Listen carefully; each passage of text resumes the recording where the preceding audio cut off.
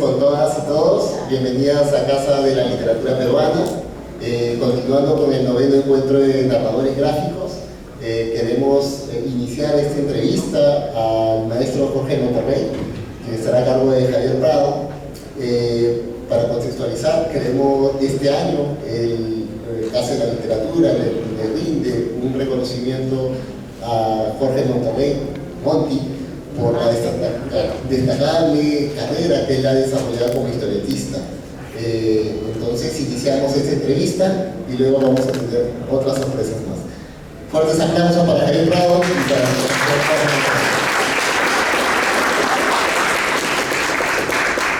¿Qué tal? Buenas noches. Primero, encantado de estar aquí esta noche. Gracias a la Casa de la Literatura que alberga este tipo de eventos. Esta es la novena edición de un rescate, de un trabajo de reconocimiento a muchos autores de narrativa dibujada que se podían haber perdido en el tiempo y que gracias al trabajo de la Casa de la Literatura y de mucha gente interesada en que se conozca, hoy día podemos gozar de este tipo de entrevistas y de este tipo de eventos, ¿no? Y bien, esta noche es el turno de Jorge Monterrey, que más conocido en los anales de la historieta como Monty, el dibujante cantante, ¿sí? De repente el primer caso que yo conozco de los dibujantes, que conozco mucho hace mucho tiempo, que es uno de los dibujantes que se podía dar el lujo no solamente de mover la mano, sino de ganarse la vida también con el arte del canto, ¿no?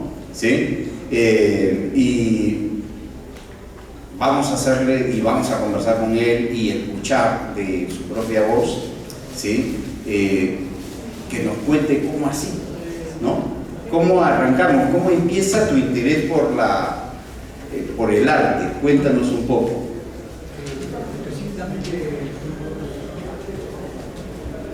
Específicamente, yo ingresé al arte prácticamente de niño.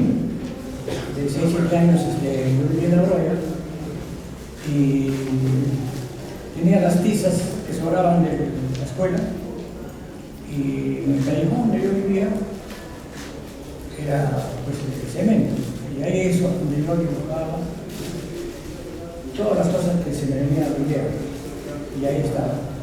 Inclusive también en los cuadernos que yo llevaba, de transición, ahí yo también dibujaba. Muchas veces la profesora me decía: Jorge, no dibujas, esto es para tus tareas. ¿Por qué tienes que dibujar acá si dibujas en un cuaderno especial? Y bueno, pues así la pasaba dibujando, siempre trabajando y dibujando. Aparte de dibujar, que es algo totalmente natural por lo visto de ti, ¿sí? ¿Cantabas? ¿Cómo así? ¿También cantabas de chico? Sí, de niño cantaba. Yo me gustaba emular a Joselito, pero no, claro, Joselito tenía una voz maravillosa, pero no es que decían que era ¿cómo se llama? ¿El jilguero de oro? No, tenía un nombre especial, pero era insuperable. Pero al menos trataba de imitarlo. Sí, perfecto. Ahora, una cosa es dibujar. ¿Cómo vas llegando, introduciéndote a las historias que se narran, a las historias que se cuentan? O sea, a la historieta, al cómic. ¿Cómo fue tu acercamiento? ¿Por qué el cómic y por qué no? Podría ser la pintura, la caricatura. ¿Por qué necesariamente el cómic? Bueno, el niño yo siempre he sido un asiduo lector de los periódicos. Y mi madre y mi padre me encontraban, por ejemplo, todos los periódicos, La Crónica, Última Hora, y La Prensa. Y yo me entretenía viendo las tiras que salían ahí, ¿no? Por ejemplo, Serrucho, pues salía Chabuca, de Baltasar me acuerdo mucho que era de él. Después salía Juan Santos, Cadena de Oro. La cadena de oro. Creo que era. No, ese es de Osorio. Osorio. Bueno, entonces me encantaba y yo trataba de emularlo, ¿no? Ya. Hacer esas cosas, copiar la historieta y así sucesivamente. Aparte me contabas que te gustaba mucho el cine. Ah, sí. Para mi buena suerte, yo vivía en Garoña en ese tiempo y había un cine que se llamaba Andino y ahí proyectaban las películas en blanco y negro y justamente eran seriales. Había pues, seriales de, por ejemplo, de Roy Rogers, o Balón Casi, Red Reader y en fin. Después había también el Halcón Negro, Superman, Batman. Lo que sí me llamó la atención bastante es de Flash Gordon. Ahí nació mi idea de la ciencia ficción, ¿no? Siempre mi idea hacer algo en algún momento. Qué interesante. ¿Y cómo así llegas tú de ser un estudiante interesado en el arte, de seguir las películas seriales, a ser un dibujante, un ilustrador en un diario? Cuéntanos esa parte, por favor. Bueno, yo trabajaba en ese tiempo, había entrado a estudiar a las artes mesa de Huancayo, que era la sede de acá de Lima. Y ahí conocí al director del diario Correo, que era Carlos Hidalgo Palet, recién salido. Y justo aproveché el momento para que él me nombrara corresponsal de Concepción. Entonces yo llevaba noticias de Concepción a Huancayo. Pero yo tenía ya mis tiras preparadas. En algún momento tenía que mostrárselas.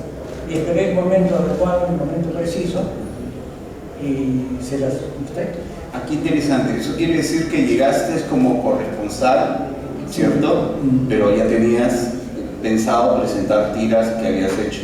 Claro, eso era mi prioridad, ese era mi plan, porque no podía ver en la Escuela de Bellas Artes de Huancayo, lo habían, ¿cómo le llaman esto? Lo habían, cerrado por cuestiones políticas.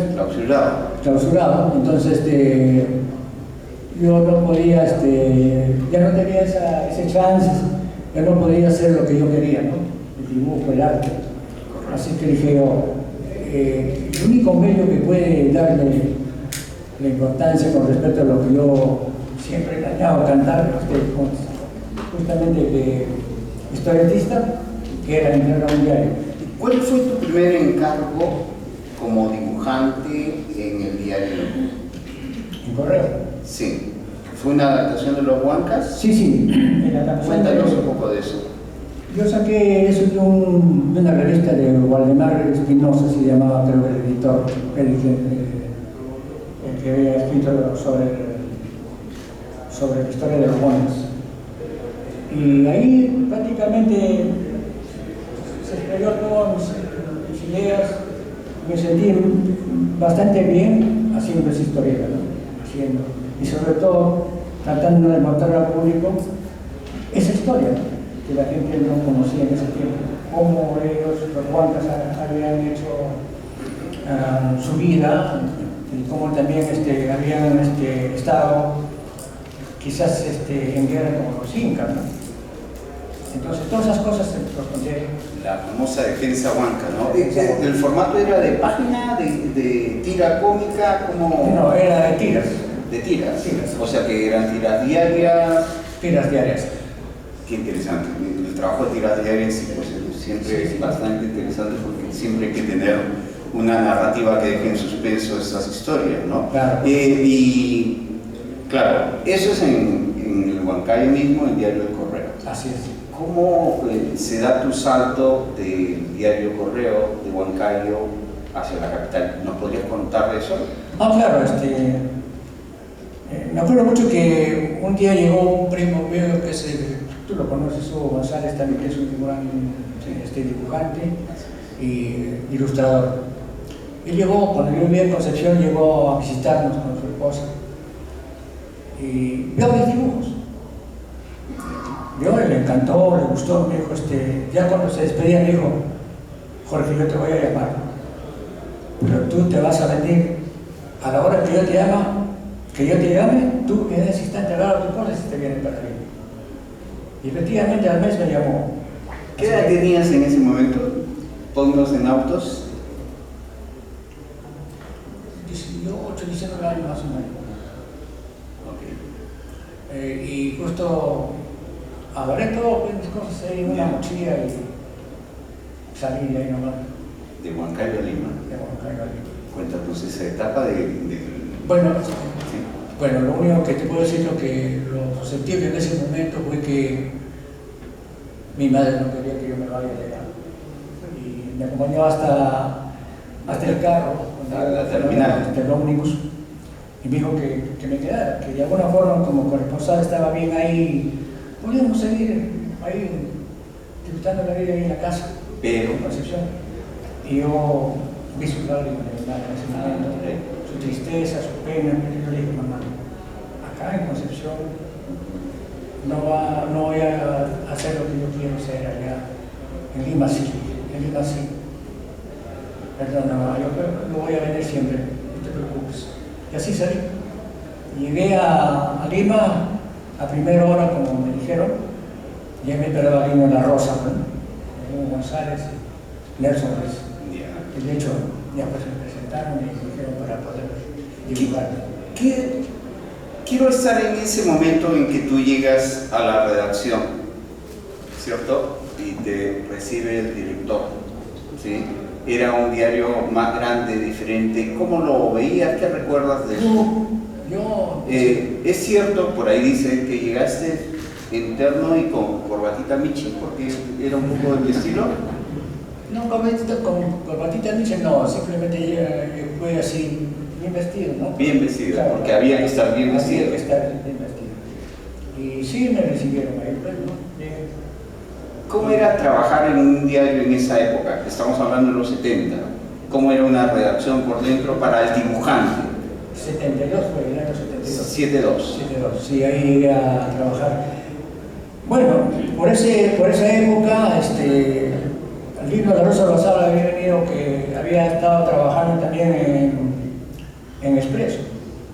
Lino de la Rosa lo trajo, lo contrataron a Lino de la Rosa para trabajar en un suplemento educativo en el correo de Lima, ¿no? Ya. Y justamente lo llevaron ahí y él se encargó de conseguir los dibujantes que eran necesarios en ese momento. Estaba Rosano, ¿cómo se llamaba su nombre? ¿Cuál era? Alejandro Rosano. Correcto. Y después Hugo González y Nelson Ruiz. Entonces ahí empezó la historia del trabajo de ellos. Entonces ahí cuando se fue primeramente Alejandro Rosano. Sí, claro. ¿Ese suplemento era Jaimito lo sabe todo? Claro. Ese era. Ese era. Ok, correcto. Entonces a Lozano le dan a dibujar una adaptación de 2000 de la novela de Julio Verne, así es. Él empezó pero de ahí le vino un contrato para irse a México, porque era un excelente dibujante. Y se fue. Ya. Entonces, como bien empezaba la historieta 20.000 leguas de viaje submarino, pero que eso es una historieta larga, ¿no? Entonces lo agarró Nelson Ruiz. Yeah. Comenzó a hacer historieta de 20.000 leguas de viaje submarino. Y también le daba la idea de irse a México. Oh. Y se Vale. va. Y también se va. Sí, se va. Ese año es pues un poquito de la diáspora, ¿no? Muchos dibujantes peruanos salen a México. Y ya, bueno, y entonces se va y yo me quedo ahí. ¿Y tú te quedas ahí? Me quedo ahí y Lino de Rosa me dice, Monterrey, ¿podrás hacer esto para 20.000 leguas de viaje submarino? Por supuesto. Yo lo hago. Que así empezó la historia de ser artista de dibujo serio. Sí. ¿Sí? Está Ocean Hampi, ¿cierto? Sí. De López Andújar. ¿Qué otra adaptación recuerdas? La conquista de la Florida, si no me equivoco. Ya. Después había otra que no me viene en la memoria, pero de Julio Verne, tradiciones peruanas también algunas. Ya. Después todo lo que era referente a los héroes, ¿no? Ah. por ejemplo, por decir biografías de los presos. Ahora, en ese periodo trabajas para más de un diario a la vez. No. Ese periodo todavía no llega. Todavía no llega. Sí. Estamos en los 70s y de hecho 72. Por esa época de los 70s en general aparece tu, quizás una de las historietas de tiras más recordadas de tu autoría, que es Yungay, 70, ¿cierto? No, eso fue ya, mira, fue cerca de los 80 y tantos. Yo había tenido un recorrido de lado muy grande de historieta. Y ya Jaimito ya no estaba, Jaimito ya... Ok, ahí había desaparecido. Sí, había desaparecido, entonces yo llegué a la redacción. Ya.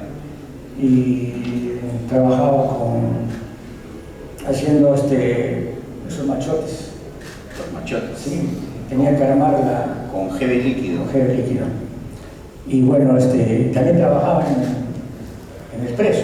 En Expreso, ya. Y bueno, y el jefe de redacción era Julio Ignacio. Él sabía que yo trabajaba también en Expreso, pero no me decía nada, así que conseguí un tío que me suplantó en el armado del machote.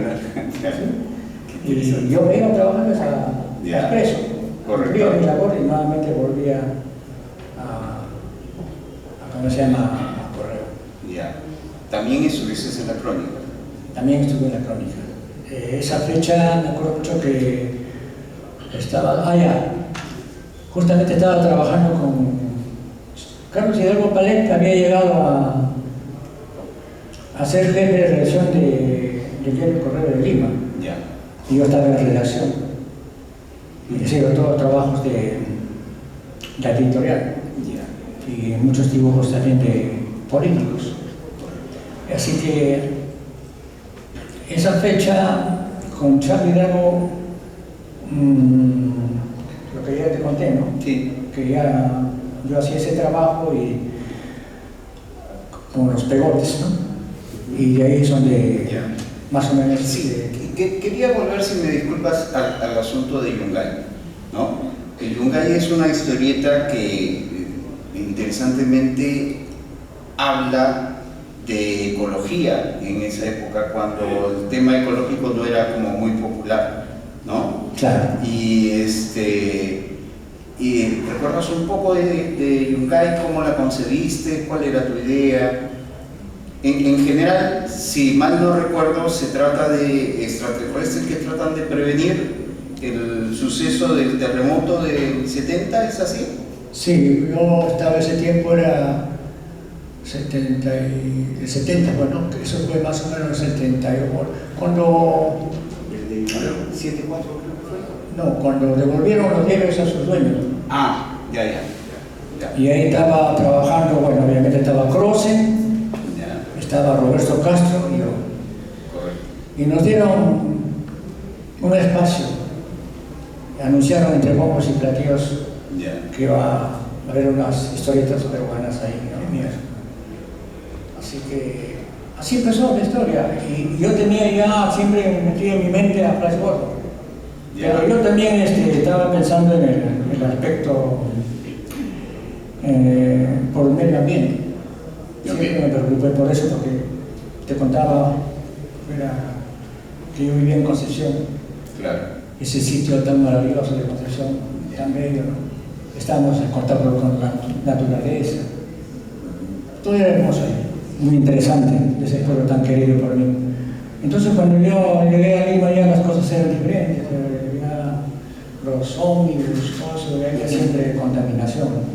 Y ahí justamente yo, cuando había pasado este terremoto tan devastador de Yungay, aproveché el momento para poder hacer la historieta que yo siempre lo estaba planeando. Claro. Y justamente se trata de, ¿cómo se llama? Justamente en ese momento estaban haciendo las detonaciones de Francia, pues en el sí. Y ese era un constante, o sea, había, si no me equivoco, 22 explosiones. Sí.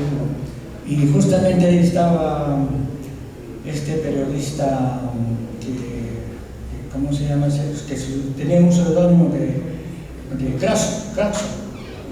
Era me acuerdo mucho, Oscar Mirapesado. Oscar. Oscar. Ya. Entonces,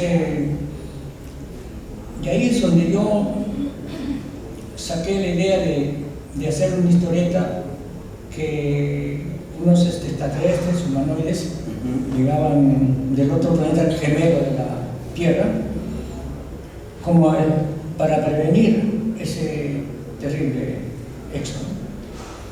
Y justamente empezamos no empecé con la historieta, también otro dibujante también con Sarkam, y Croce con sus dibujos de siempre. Con sus Sí. dibujos de humor. Y se recibió muy bien la historieta, y ahí es donde empecé a... Sarkam era de Roca, Roberto Castro. Sí. Entonces, Yungay 70 es una historieta de corte ecológico a partir de tu preocupación o la preocupación de ese momento de lo que ocurría en el atolón de Mururoa, que eran los ensayos nucleares de estas explosiones, ¿cierto? Así es. Finalmente, dentro de la historia, llegas al momento de la tragedia esta del 31 de mayo del 70. Eso ya había pasado, en el 70, yo estaba en el 78. Ya, ok. Y ahí es donde se me ocurrió hacer esta historieta. Ya. Justamente por el medio ambiente. Correcto. Esas cosas. Muy bien, muy interesante. ¿Qué otros personajes recuerdas con cariño que hayas trabajado? Aparte de la tira de Yungay. Bueno, Gail. Posiblemente Matilde, perdón. Sí. ¿Sí? Eso lo empecé, si no me equivoco, ya por los 90, no me acuerdo muy bien. Ya, ahí de Pensa. De Pensa, sí. De Pensa. De diario correr, no, de Ojo, que es solamente. Ya, claro. Y ahí es donde yo empiezo a hacer ese trabajo. Sí. Y tratando de, bueno, en ese tiempo, quien era editora de ese diario era la señora Lira, que está aquí presente, y las chicas que trabajaban en ese tiempo, ¿no? Y ahí empecé a hacer las historietas esas de Matilde, que era, en realidad se llamaba Matilde porque era el nombre de mi madre de mis hijos. ¿Ya? Y ahí fue una cosa muy importante. Yo trataba de que todas estas historietas tenían un fin. Y ese fin era la familia. Okay. O sea, padres, hijos, hijos, padres. Pero el buen comportamiento de cada uno de ellos, de la mamá, del papá, era Jorge y Anita, si no me equivoco, los hijos, que eran morenitos. Entonces, ahí es donde empezó, yo le di ese camino que te decía, ¿no? De mostrar a la familia su comportamiento, su manera de ser, y ahí se agregó las recetas de Matilde. Pero se trataba de buscar la receta más cómoda en ese tiempo. Así que eso pasó y tuvo una acogida muy importante. Cuéntanos un poco cómo era tu proceso de producción. Llegabas al diario y qué tanto te podía tomar el dibujar una página completa de historieta. Bueno, me tomaba buena parte del tiempo. Tal es así que, por ejemplo, ahí tengo recreo, si no me equivoco. Ya. Una portada de Sí, recreo. ese también lo editó la señora Lida. Sí. Y yo me acuerdo que me llevaba al trabajo a casa. Ahí seguía trabajando. La cosa era hacer un buen trabajo, un argumento para las historietas, porque el señor me daba la carátula central. Y así se trabajaba. ¿Trabajabas al lápiz primero sobre la cartulina y luego le pasabas tinta y borrabas, o usabas la mesa de luz para calcar y tener un original en lápiz y luego No, tintas? yo hacía el boceto de la Catalina Canson, que siempre se utilizaba ahí. Ya. Alguien me dijo últimamente, y no quiero olvidarme eso, que hace poco nada más me dijo, Monty, tú estás viviendo en el siglo pasado. Ya. Entonces ya no se estila, me hizo dibujar así en cartulina. Ahora es todo, si tienes una especie de tablet, ahí tienes todos los instrumentos, las herramientas. ¿Y el Si dibujo no se digital? necesita ya de medio. Pero yo le dije, no, hermanito, déjame mi mesa. Así un poquito viejita, con su mancha de tinta, pero yo quiero siempre mi cartulina, mi tinta china, y seguir haciendo mis historietas de ese modo, artesanal. Qué interesante. Hay una parte importante de esto, porque claro, no solamente es ejecutar el dibujo o plantear la página, sino hay un periodo previo que es la investigación. ¿Cómo hacías cuando tenías que adaptar, por ejemplo, una novela como Shannon Happy o la de Julio Verne? Bueno, ¿Cómo era el trabajo de investigación? en ese aspecto, que hacía los argumentos, en este caso era Lino La Rosa. Ya. Pero yo le decía a Lino, pero hay mucho texto acá y me va a quitar el espacio para dibujar. Entonces decía, no tienes que hacerlo. Entonces yo empecé a hacer una diferencia de historieta, la página. Hacía, por ejemplo, aquí había un texto bastante grande. Yeah. Entonces yo usaba toda la página, por ejemplo, para el ambiente del nautilio, por ejemplo, que estaba bajo las aguas, ¿no? Claro. Los peces, todo. Entonces dibujaba todo un gran espacio de esa escena. Okay. Y en la parte pequeña hacía unos cuadritos pequeños que le daban la importancia del texto que estaba ahí abajo. Entonces de esa manera yo aproveché el espacio porque no podía ser continuo todas esas cosas. Y cambié un poco la historieta en ese tiempo para enfocarme más que nada en verdaderamente cómo mostrar al público lo que es la historieta, ¿no? Claro, qué interesante.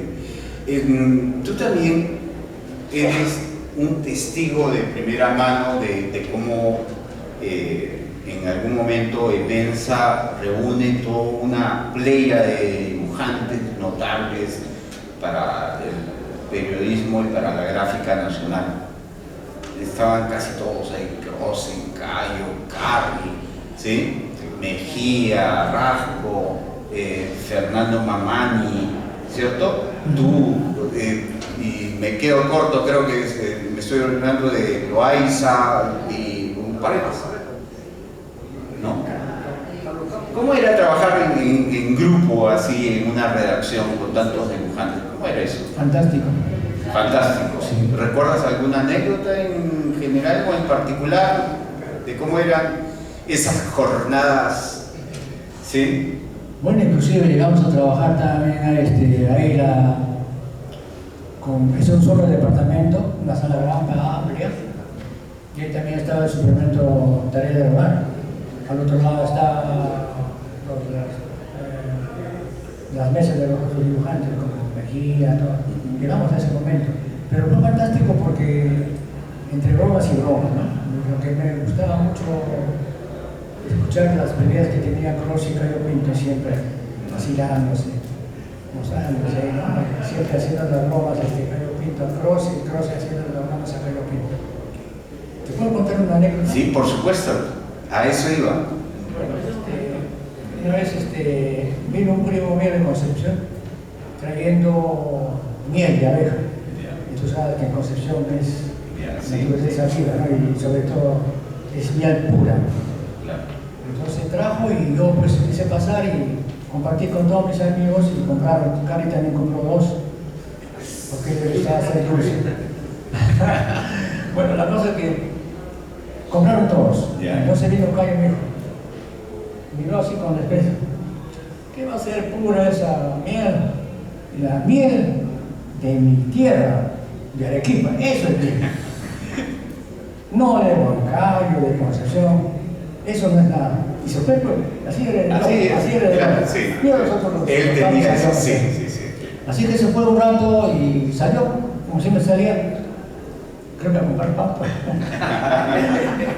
Lo cierto es de que con Carri, Mejía, Croce, oíste, ¿cómo le damos una lección?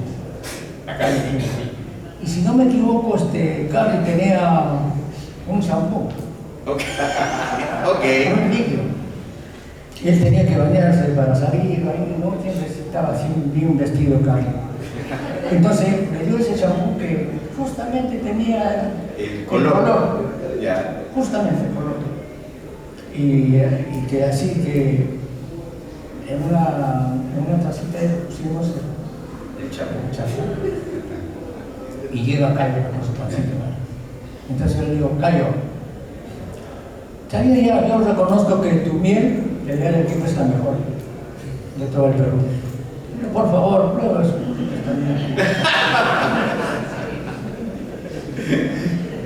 Y justo estábamos toda la expectativa, y justo él agarró, pues, y agarró una cuchara. Y dice, ¿te imaginas tú? Salieron copas de jabón por todos sus paredes. Muy divertida, muy divertida. Era muy divertido, por lo visto, ¿no? Vivimos muy bien, trabajábamos muy bien con todos los amigos ahí, con Croce, con toda esa muchachada, esos jóvenes que hacían historia. Claro, de todo ese grupo, pues el que está pues ahí ausente es Croce, ¿no? ¿Qué recuerdas de Crocheto? Crocheto, por ejemplo, era un eterno enamorado. Y hacía así sus tiras de la cholita tal, así siempre, ¿no? Pero lo que más me recuerdo es que era coleccionista de cassettes de un grupo que a él le encantaba, que era justamente Los Iracundos. Y él ponía su cassette a todo volumen ahí y comenzaba, por ejemplo, con el saco sobre hombres, el triunfador, Puerto Montt, y a él le encantaba mucho ese tipo de música. Y así. Como muchos dibujantes, Croce se queda un poco por la colección, ¿no? Tú en particular, en tu vida personal, ¿qué es lo que más atesoras? Aparte de tus tintas, ¿guardas tus historietas, tus originales, los posees? No, yo creo que esas historietas estaban como cuando yo trabajaba en Correo, hacía todos los suplementos de 20.000 regalos submarinos, todo eso, de Jaimito sabe todo. Rescaté algunas, una o dos será, pero en ese tiempo se tenía, pues, ¿cómo se llama? Se guardaban todos. Un archivo. Y trabajaba un amigo que se llamaba Guerrero, me acuerdo mucho. Él me dio uno o dos originales. Yeah. Pero después vino el 5 de abril, pues, donde ese tiempo. Y hubo una quema ahí, claro, ahí local de Correo. Nos enseñaron, pues, y nos quemaron. Claro.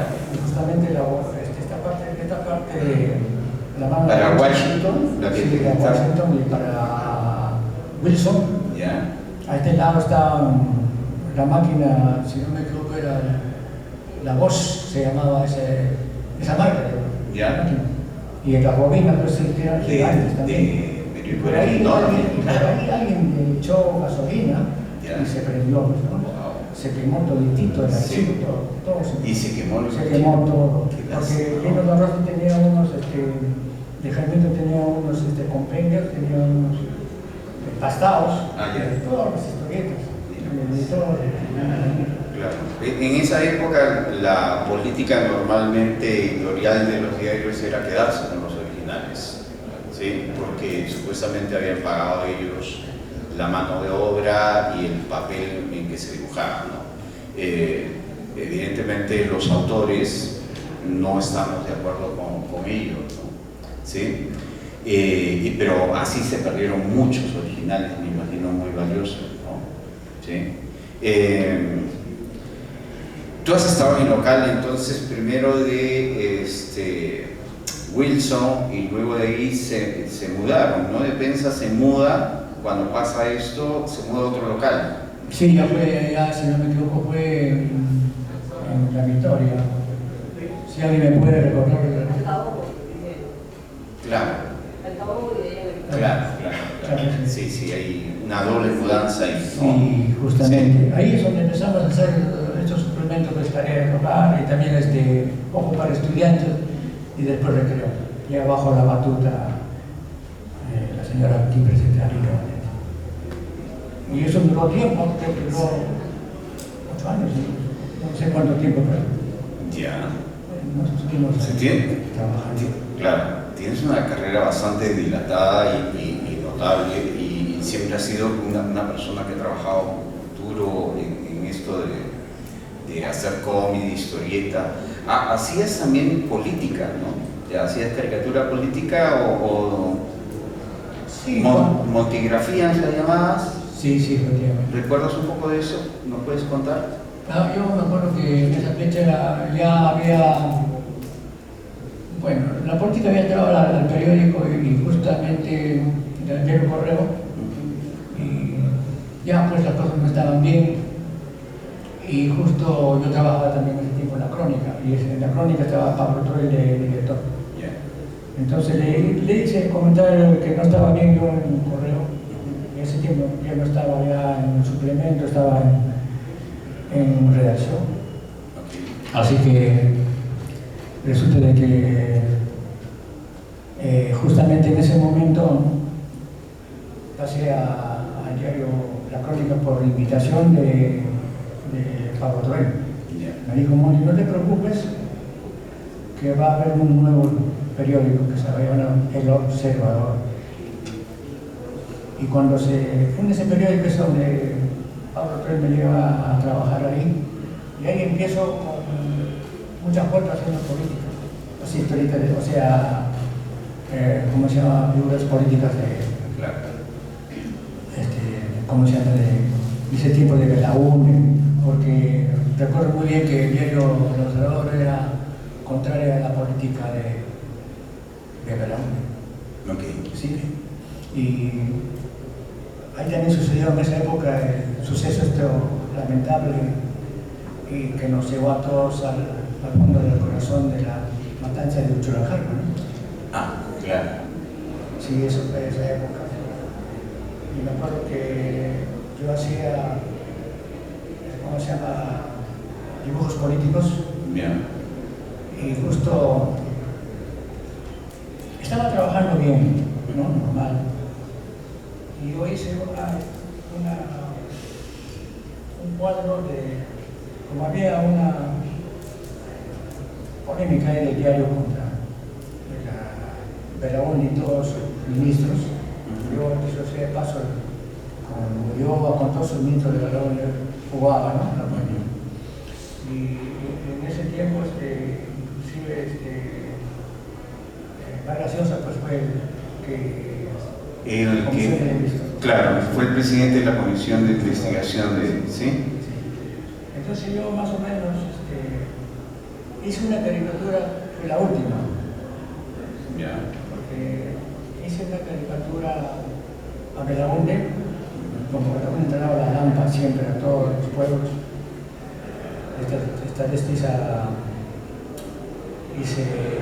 Belaúnde entregándole un pico a un natural, un campesino, pero el campesino era un militar, lo que se le veía acá, las botas, ¿no? Que era algo que se decía de la fotografía, ¿no? Entonces, algo así más o menos con una llamada de atención. Eso fue lo último porque Pablo Troil me llamó, me dijo, ha llamado a un sitio importante, así que ya no sigue con la caricatura.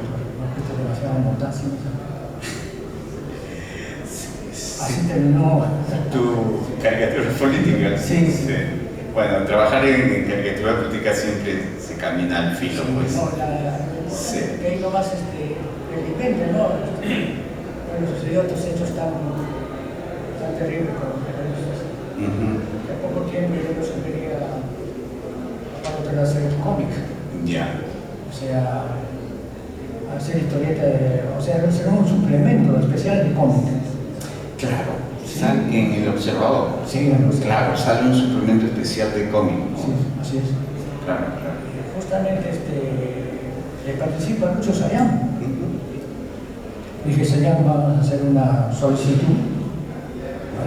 Para usted me ha dicho que haga una solicitud. Hay que mostrarla, hay que hacerla. Ujú. Hicimos pues una solicitud y Pablo Truel, pendiente de eso, la aprobó. Ya. Ya entonces lo que empezamos a hacer es o sea, las historietas con muchos allá, Paucar y también el hermano de Dionisio, Antonio Antonio Torres. Antonio Torres. Claro. Así es. Qué interesante. Yo creo que podríamos invitar de repente si alguien tiene en ese momento alguna pregunta que quisiera hacerle al maestro Monti. Sí, veo por ahí. Más que una pregunta, yo quisiera... Gracias, buenas noches. Más que una pregunta, yo quisiera destacar a Monti, no solo como ser humano, sino como profesional. Hemos trabajado muchos años juntos, me han mencionado varias veces, y es un orgullo y una alegría para mí este homenaje, porque Monti así es una persona muy versátil, tanto por su cultura como por la velocidad de su trabajo, tan perfecto, tan exacto. Y hacíamos el suplemento Tareas para el Hogar, en el que él hacía Matilde los miércoles. Tuvo tanto éxito que salía ya de lunes a sábado y después como revista. Imagínense, todos los días él hacía Matilde, además del dibujo de la página editorial del diario Ojo. Además de eso, hacíamos Ojo para Estudiantes, que en toda una noche tuvimos que hacer el primer ejemplar con él y con David Tamariz, porque los señores Osito Monkey se fueron al diario Obra. Entonces tuvimos que hacerlo toda una noche de amanecida, ¿no? Sacamos todo un suplemento con el señor Monti, y de ahí este suplemento se llamó Ojo para Estudiantes. Tuvo tanto éxito que se convirtió en una revista que se llamó Recreo. Ahí el señor Monti tenía una sección, aparte de los dibujos que hacía, las ilustraciones, donde él recreaba leyendas andinas. Entonces, yo destaco de él su cultura, su forma tan minuciosa para trabajar, porque imagínense sacar todos los días, ¿no? Matilde, las leyendas, sacar todos los personajes, más la página editorial que le pedían. Entonces, yo eso destaco de él, ¿no? Además de que es un excelente y un gran ser humano, ¿no? Eso es lo que yo quería recalcar, su versatilidad, su dedicación al trabajo, su gentileza. Siempre el señor Monti amable, educado, y toda la constelación pues de ilustradores que teníamos, Carvi, Dionisio, Crocheto, Cayo, ¿no? Y todos, Loaiza, y tantos que en este momento de repente se me escapan, pero que los recuerdo con mucho cariño porque fue una época muy bonita en el diario Ojo, y yo le agradezco al señor Monti esa gentileza, y a Carvi en este momento también, a Mario Arrasco, a su hermano José, y así a tantos amigos que llevaron la ilustración a niveles muy altos, que eso es lo que yo destaco en usted. Muchísimas gracias muy por su conocidos. aporte. Un aplauso, por favor. Muchas gracias. ¿Alguna pregunta de la presentación? Sí.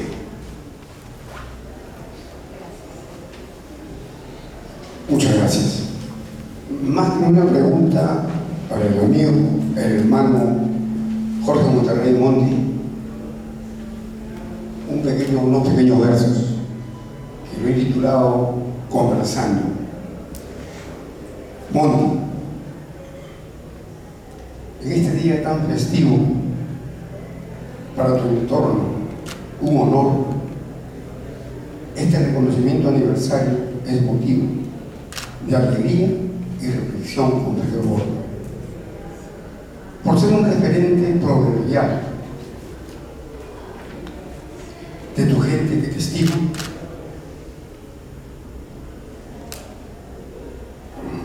perdón,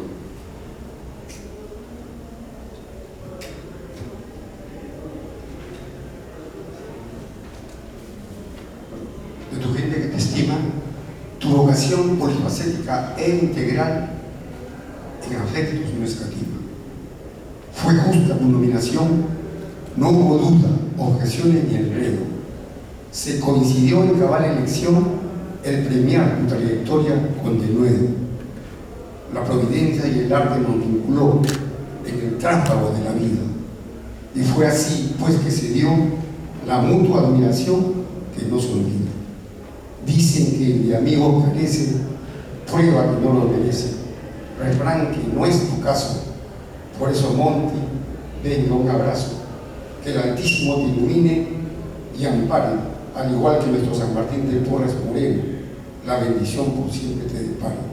Caro amigo, gran colega, hombre bueno, se reitera con el afecto y fervor de su corazón poético y rojiblanco, un hermano y consecuente servidor de Arequipa, para variar, Víctor Raúl Silva Franco. Gracias.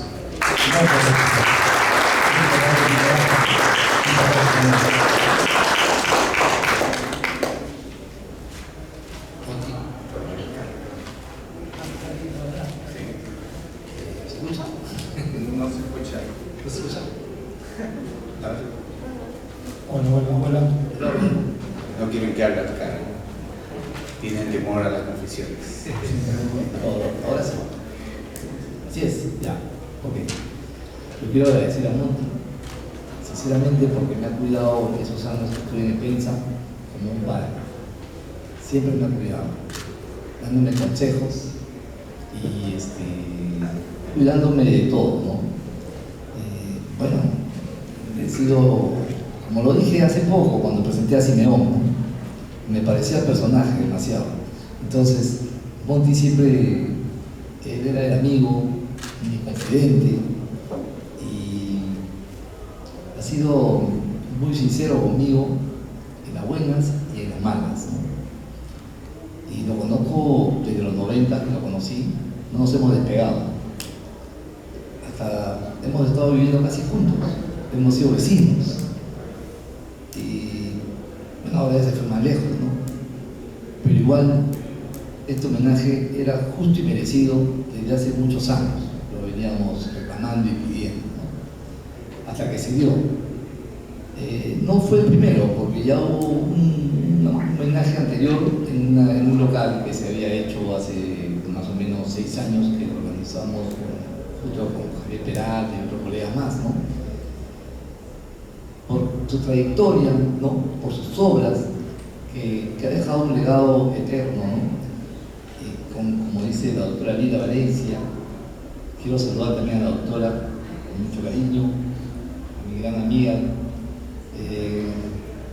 Hilda Suárez, un placer enorme de verlas aquí, de verdad, compañeras de ojo de muchos años, desde los 90 que llegué, ¿no?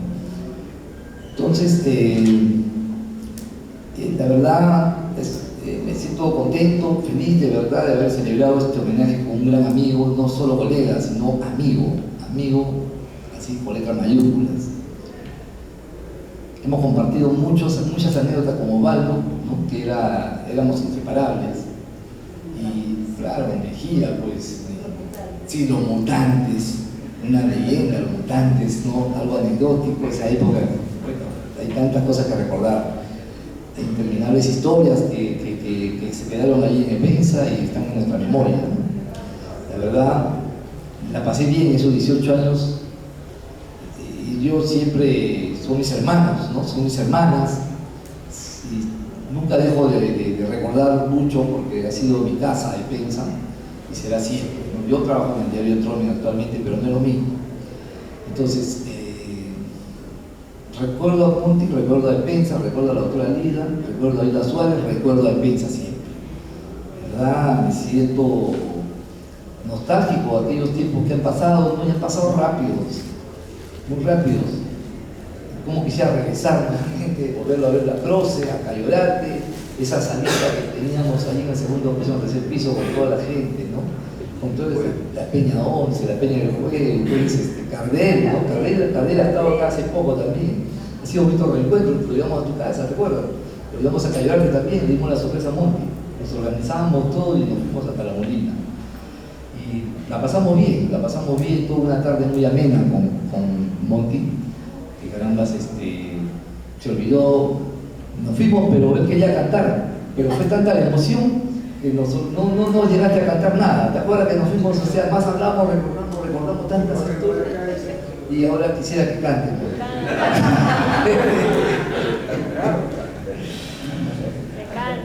Que cantes.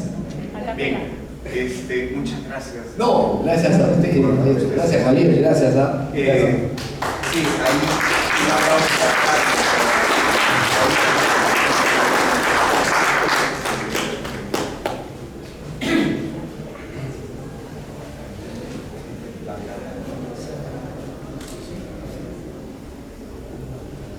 Buenas tardes. Bueno, yo soy testigo de las noches de trabajo de Jorge Monterrey, mi padre. Me acuerdo en las noches, yo pues era niño, era la sala amplia, penumbra, todo oscuro, y lo único que iluminaba la sala era su lámpara, que iluminaba toda su mesa, y a él lo veía dibujando. Me acuerdo en las noches de verano, él estaba solamente con su chop, ¿no? Y dibujando. Y me acercaba a la mesa y veía, y siempre he admirado sus trazos, su pulso, ¿no? Nunca, a mí también me gusta dibujar, pero nunca he llegado a sacar esos trazos que él hacía precisos con el pincel. Me acuerdo también otro tiempo en que estábamos en casa mirando televisión.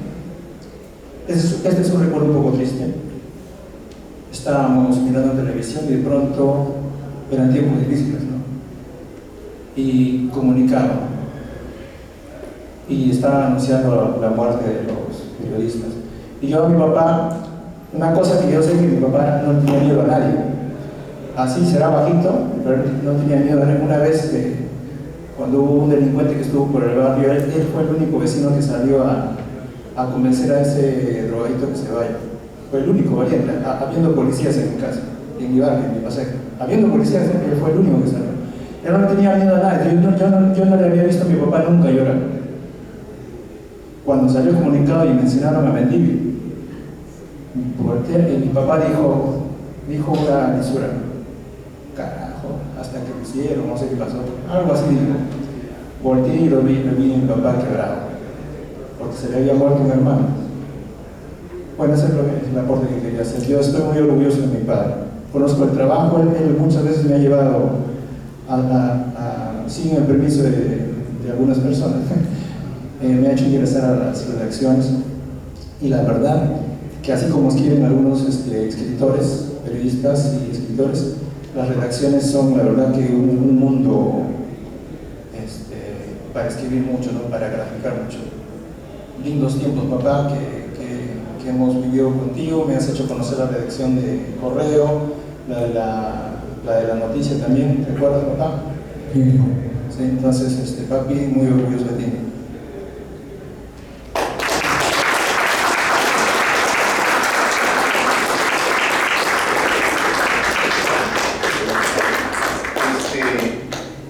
Escuchemos esta vez de Monty, ¿sí? Lo que nos tiene que decir finalmente, porque necesitamos pasar al homenaje en concreto, ¿sí? Estimado Jorge, el micrófono es tuyo. Queridos amigos, mis hijos están acá, 4 de ellos están acá. José Luis Mayor, el último es Pablo, Violeta y Esmeralda. Son mis 4 hijos que están acá. Y quiero agradecer a todo el público, a todo el conmigo, a toda la gente que está acá. Siento una enorme felicidad al ser reconocido como este distinguido homenaje, algo que nunca esperé, pero que recibo con mucho agradecimiento y toda la humildad posible. Muchas gracias amigos, muchas gracias a todos.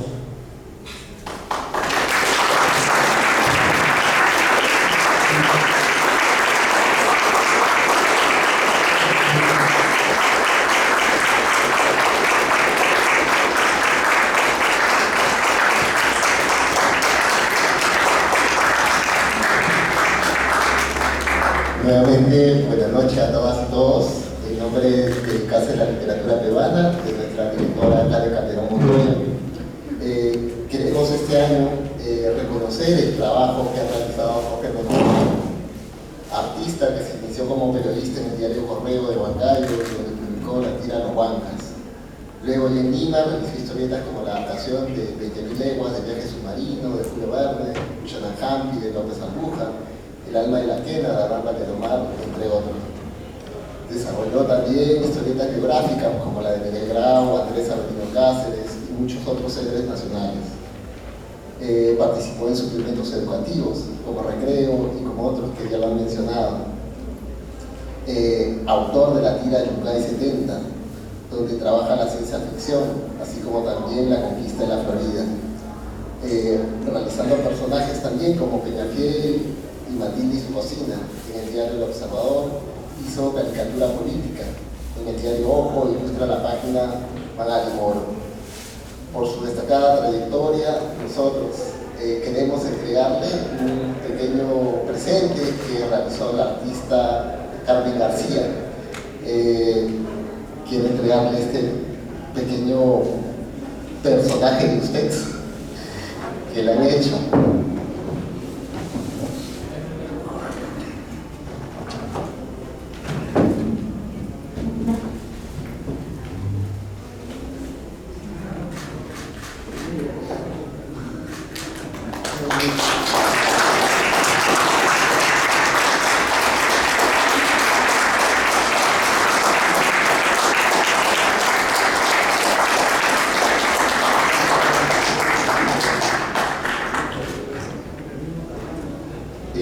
Al igual, queremos mencionar que el 9º encuentro de narrativa gráfica trabajó justo 3 mesas en las cuales las temáticas eran relacionadas a nuestro artista homenajeado: la adaptación literaria, la ciencia ficción y sobre todo la biografía de los personajes.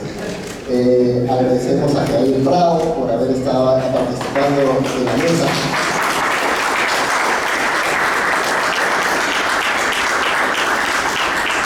A todos los artistas que estuvieron presentes y que también están feriando en la parte posterior. Y creo que el maestro Jorge Monterrey también quiere cantarnos algo. ¡Que cante! ¿Aló?